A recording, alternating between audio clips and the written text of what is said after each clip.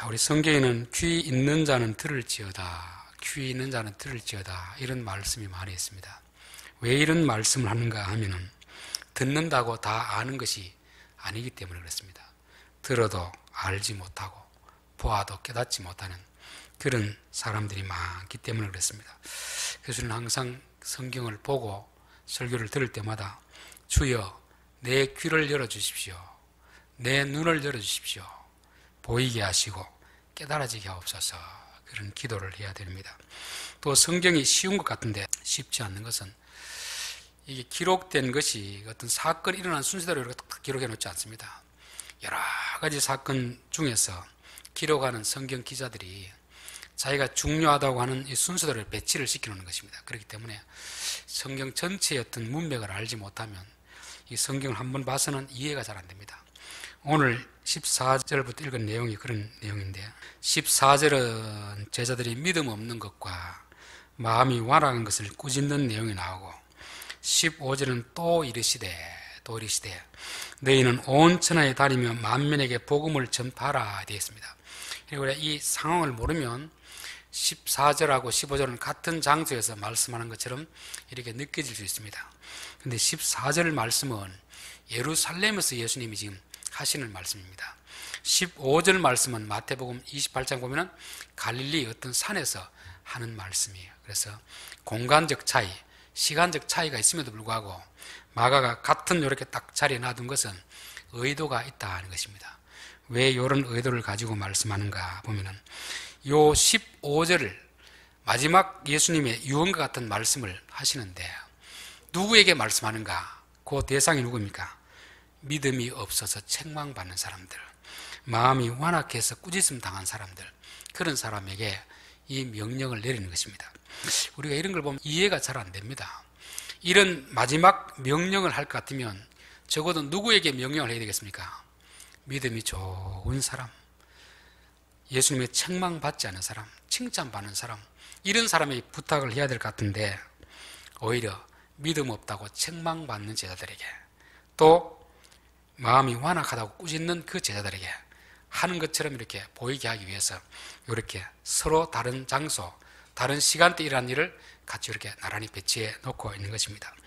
이걸 보면 우리가 무엇을 알 수 있냐면 하나님이 일을 하는 데는 사람의 능력이 그렇게 중요하지 않다는 것입니다.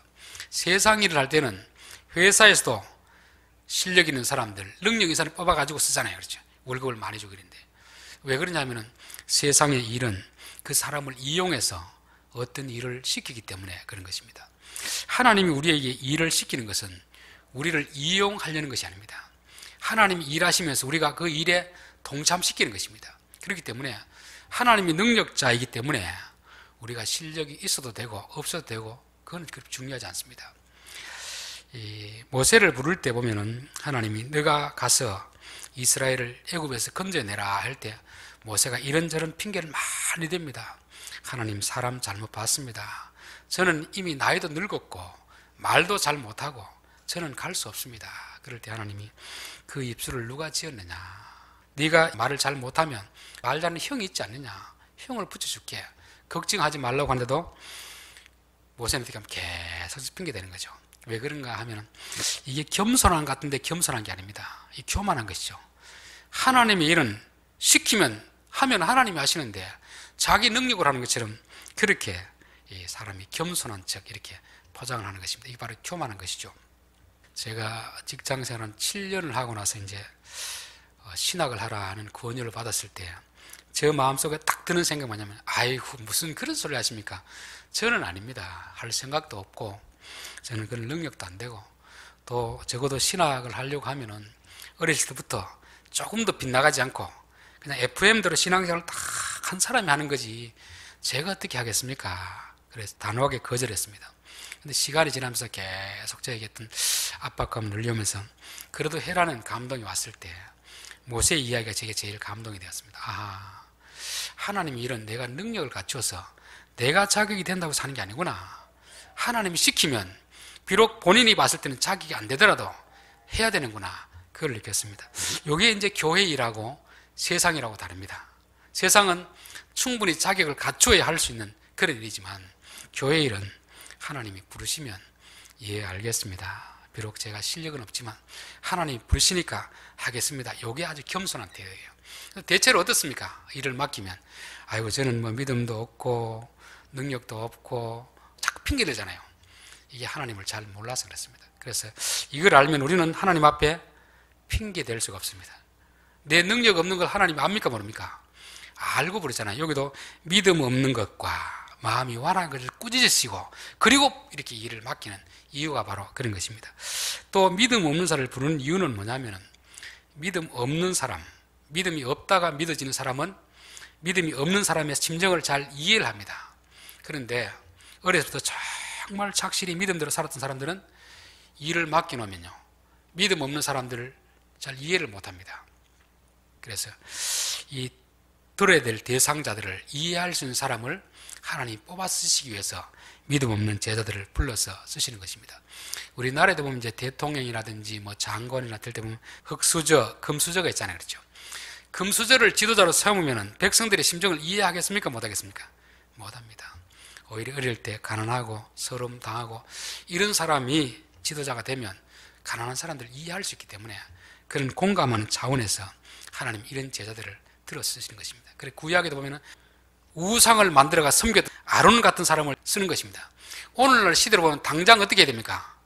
파면시켜야 되는데 하나님께서 그런 사람을 쓰신 이유가 뭐냐면 백성들의 마음이 그러니까 그들을 좀 이해하는 차원에서 그렇게 쓰시는 것입니다.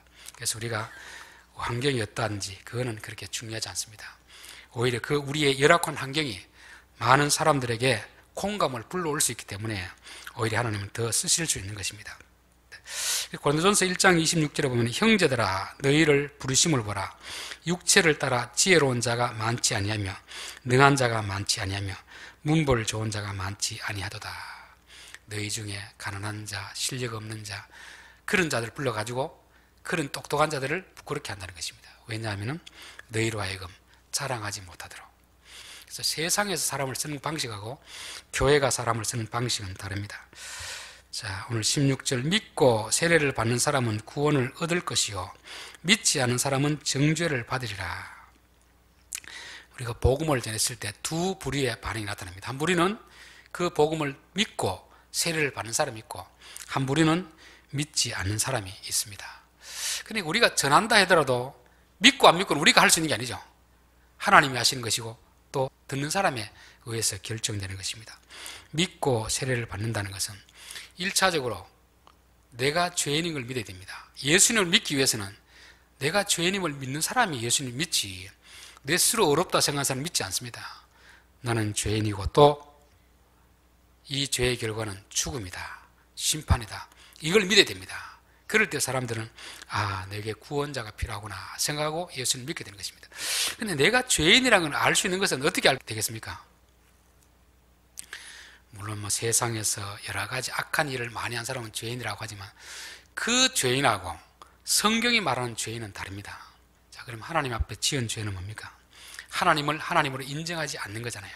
그래서 요한복음 보면은 죄에 대해서 말하는 것은 나를 믿지 아니하며 예수님이 구원자로 오셨는데 그걸 믿지 않는 것입니다. 그 말은 내 스스로 내가 구원할 수 있고 나는 지은 죄가 없다 생각하잖아요. 일반적으로 안 믿는 사람들이 죄인이라고 하면 싫어합니다. 왜? 자기 나름대로 열심히 착하게 살았잖아요. 남에게 해로운 말 안 하고 그래도 구제하고 도와주고 살았는데 왜 내가 죄인이라고 하느냐? 그는 사람에 대해서 죄인이 아니라는 것이 하나님 앞에서는 죄인입니다. 하나님을 모르고 살아가는 자체가 죄인이에요. 자, 우리가 어떤 죄라는 것은 대상이 있잖아요.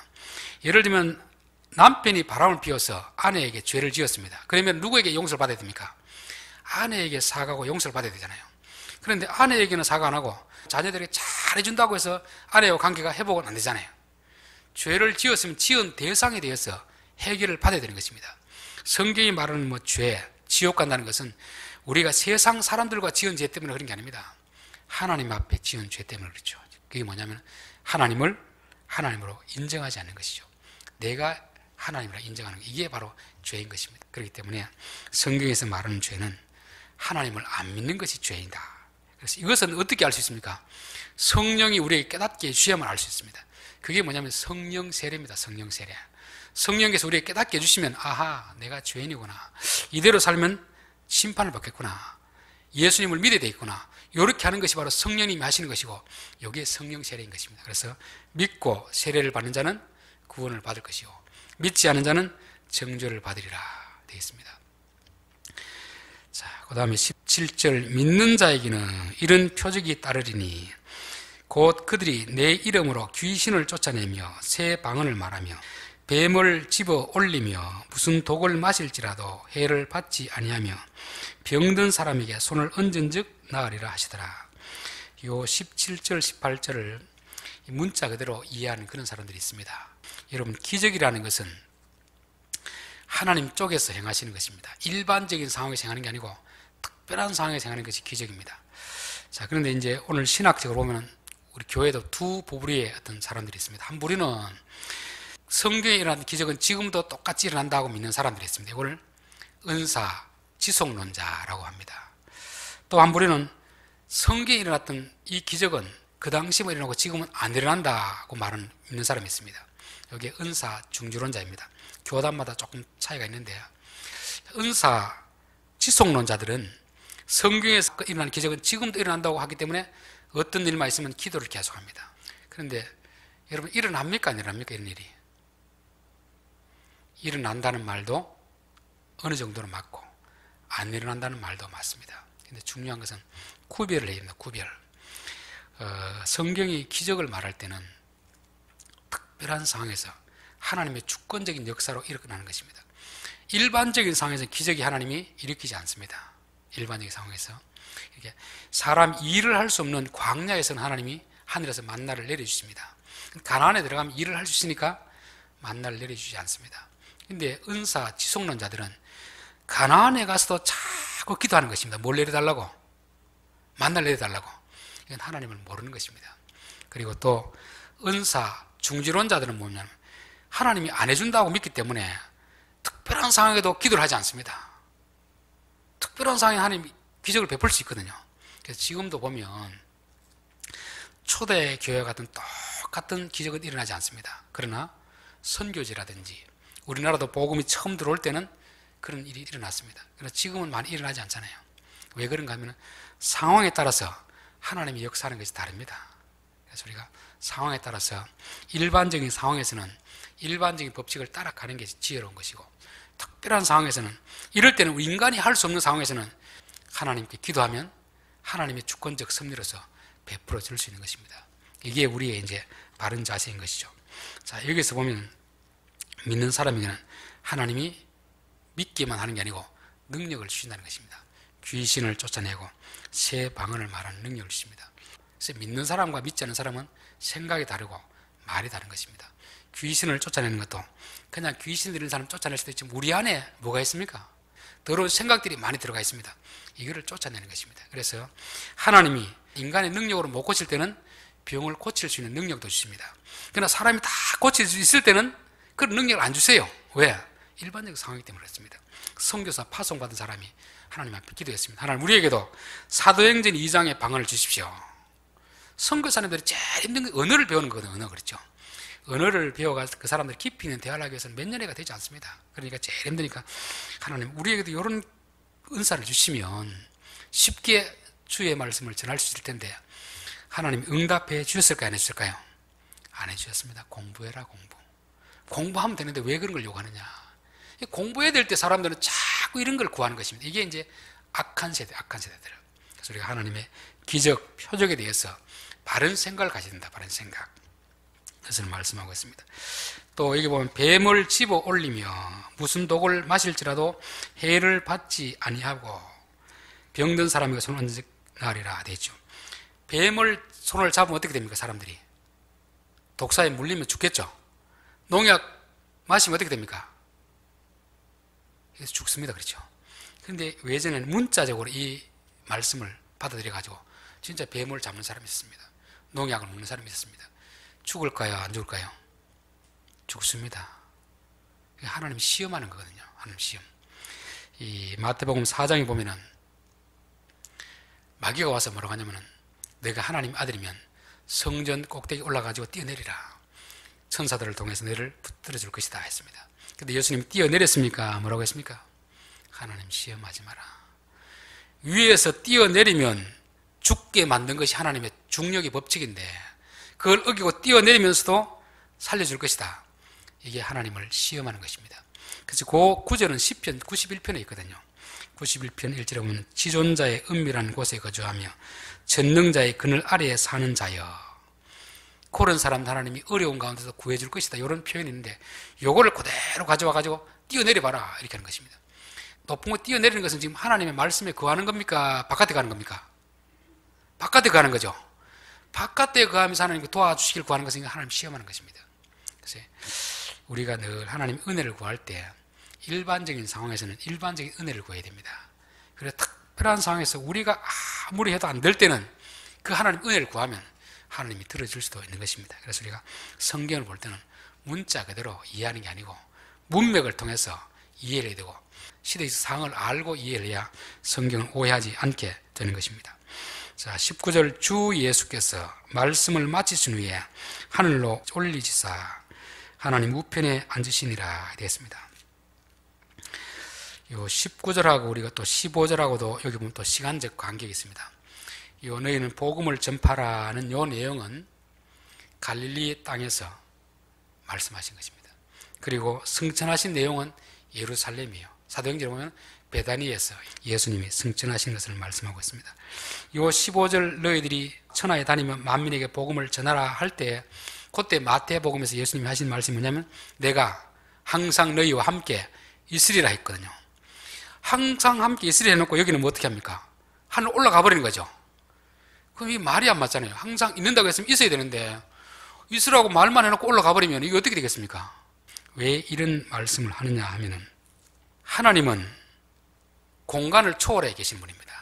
하늘에 계시나 땅에 있으나 항상 우리와 함께 있는 분이에요. 하늘에 올라간다고 해서 우리와 함께 하지 않는 분이 아닙니다. 하늘에 올라간다는 것은 하나님 우편에 있다는 것은 이 세상을 이제 다스리는 위치에 있다는 걸 말씀하고 있습니다. 그래서 하나님은 무소부재하신 분이다. 하나님은 땅에도 계시고 하늘에도 계시고 그래서 하나님 위에 올라가셔도 우리와 늘 함께 할 수 있는 분입니다. 이제 물론 방식은 다르죠. 그전에는 육체를 가진 몸을 가지고 함께 계셨지만 이제는 영으로서 함께 하는 것입니다. 우리가 요즘 보면 이제 코로나로 인해 가지고 함께 얼굴을 보면서 예배 드릴 수도 있고 인터넷을 통해서 예배 드릴 수 있잖아요. 그렇죠? 대면 예배, 또 비대면 예배 이런 식으로 예수님도 함께 하시는 것이 육체를 가지고 함께 할 수도 있고 또 영으로 함께 할 수 있는 것입니다. 그래서 성령을 통해서 함께 하시는 이런 것을 지금 말씀하고 있습니다. 자, 예수님이 이제 위에 올라가서 하나님 우편에 앉아왔다는 것은 전권을 쥐고 있다는 말입니다. 세상을 다스리는 통치. 그런데 우리가 참 생각해 볼 것은 이 모든 고난을 쥐고 있으면 어떻게 됩니까? 말씀을 안 듣는 불순종하는 사람들은 다 심판하면 되겠죠. 심판하지 않고 어떻게 하냐면 제자들에게 너희가 복음을 전하라 합니다. 그런데 복음을 전하는 사람들이 많은 핍박을 받게 됩니다. 우리가 선뜻 이해가 되지 않는 것이 세상에는 정치인들이 전권을 쥐고 있으면 말을 듣는 사람들은 살려두고 안 듣는 사람은 어떻게 합니까? 다 죽여버리잖아요. 근데 예수님은 전권을 쥐고 계신 분인데 그렇게 하지 않고 오히려 우리들에게 부탁하는 것입니다. 복음을 좀 전해라. 믿는 사람은 구원을 받고 안 믿는 사람은 정죄를 받을 것이라. 이게 하나님 나라입니다. 세상 나라는 권력이 있으면 어떻게 하죠? 독재하면 독재. 자기 말을 들으면 살려두고 안 믿으면 죽이고 이 공산당이잖아요. 그렇죠? 하나님 나라는 그렇지 않습니다. 하나님이 모든 권력을 가지고 있지만 복음을 전해서 자발적으로 듣는 사람에게는 구원을 베풀어 주시는 것입니다. 안 듣는 사람은 심판하는 거죠. 그래서 하나님이 그렇게 말씀하는 것입니다. 자, 마지막 20절입니다. 제자들이 나가 두루 전파할세 주께서 함께 역사하사 그 따른 표적으로 말씀을 확실히 증언하시니라. 여기 이제 19절하고 20절 또 여기도 또 간격이 있습니다. 시간적 간격이 있어요. 장소도 있고. 자, 승천하시는 건 어디서 했다고 했습니까? 베다니에서 했죠. 전하는 것은 오순절 사건이 이후에 전하거든요. 그래서 마태복음만 보면 너희들이 가서 사람들에게 복음을 전하고 세례를 주라는 것이 나오지만 사도행전을 보면은 그 말씀이 끝이 아니고 성령이 임하며 너희들이 내 증인이 되리라 말씀했잖아요. 그러니까 마태복음과 오늘 요 사이에 사도행전 1장 8절이 있고 2장의 사건이 있는 것입니다. 그래서 우리는 마태복음만 말씀만 듣고 뛰쳐나가면 될까요? 안 될까요? 안 됩니다. 기다려야 되죠. 성령이 내게 임할 때까지 기다렸다가 그분의 능력으로 나가니까 이 역사가 일어나는 것입니다. 그래서 오늘 이 짧은 내용 속에는 시간적으로 많이 간격이 있고 공간적으로 이루어져 있습니다. 그래서 이거 중간중간 요 어떤 배경을 알면은 이해가 쉽고, 그렇지 않으면 이게 왜 이런 일이 일어나는가 잘 이해를 못하게 되는 것입니다. 자, 결론입니다. 예수님이 왜 믿음 없는 제자들에게 복음을 전하러 갈까? 하나님의 일은 하나님이 하십니다. 그렇기 때문에 우리는 주의 일을 할 때 핑계 댈 수가 없습니다. 내 능력이 중요한 게 아니거든요. 하나님 부르시면 예, 알겠습니다. 우리가 믿음이 좋아서 뭘 하는 게 아니고, 믿음이 없지만 부르면 하다가 보면 어떻게 됩니까? 우리의 믿음이 더욱더 생겨되는 것입니다. 그리고 결국은 이 일을 하고 나서 내 자랑하지 말라고. 하나님 싫어하는 것 중에 하나가 뭐냐면 교회 일을 하고 자기 자랑하는 거예요. 자기 자랑하는 거예요. 우리가 실력이 돼서 했으면 내 자랑할 수 있는데, 실력 없는 사람 불러서 일을 하기 때문에 어떤 일을 하고 나서 결코 자기를 자랑해서는 안 됩니다. 하나님 싫어하기 때문에 그런 것이죠. 자, 믿고 세례를 받는 사람은 구원을 얻고 믿지 않는 사람은 정죄를 받으리라. 우리가 전도를 하는 것은 거기까지입니다. 믿게 하고 안 믿게 하고 우리 할 수 있는 부분이 아니에요. 그 사람에게 달려있고 하나님께 달려있는 것입니다. 자, 믿는 사람들이 이런 표적이 따르니, 이런 부분은 오늘날 그대로 된다고 믿는 사람도 있고 안 된다고 믿는 사람이 있습니다. 그래서 우리가 둘 다 어느 정도로 맞고 어느 정도 안 맞습니다. 하나님 능력은 그때나 지금이나 변함이 없습니다. 그러나 기적을 베푸시는 것은 상황에 따라 다릅니다. 정상적인 상황에서는 정상적인 방법을 따라가야 되고, 정상적인 방법을 안 될 때는 그때 기도하면 하나님이 상식을 초월해서, 기존 방식을 초월해서 우리에게 도움을 줄 수 있는 것입니다. 승천하신 예수님은 여기에 함께 하시는 것과 다르지 않습니다. 하나님은 무소부지하신 하나님, 하늘에도 계시고 땅에도 계시고, 그래서 이걸 신학적으로 초월적 하나님, 내재적 하나님, 그렇게 말하는 것입니다. 그래서 우리가 하나님이 하늘에 있다고 해서 여기 없는 것이 아니고, 여기 있다고 해서 하늘에 없는 것 아닙니다. 그래서 하늘에 계신 우리 아버지여, 이 말도 똑같은 말이잖아요. 하늘에 계신 분이기 때문에 우리가 두려워하는 것입니다. 그러나 땅에 있기 때문에 함께 공감할 수 있는 그런 분이 되는 것입니다.